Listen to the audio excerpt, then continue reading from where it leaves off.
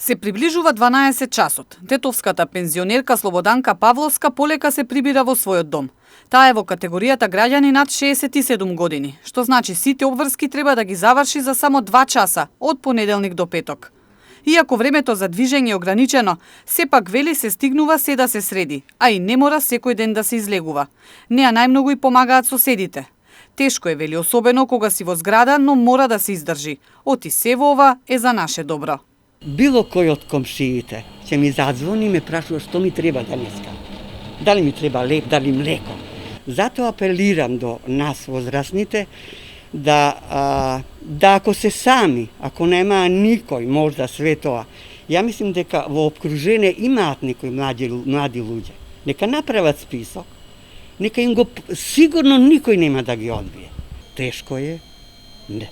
Нервозно е, али дај да го прихватиме како тако. Не е вечно ништо. И ова ќе помине. Поради продолжениот полициски час за време на целиот викенд, следното излегување на оваа 75 годишна пензионерка ќе биде дури во понеделник. Како ќе се издржи е вистински предизвик, но таа има начини како да ја разбие досадата. Ја решавам многу судоку, решавам крстозбор. Па ќе ми досади тоа, јас сум взела да плетем. А не знам ни што плетем, да ви кажем, право него е така занимација. Па ќе ми досади тоа. Има, може да се најде и треба психички да сме спремни и да го прихватиме тоа дека е така.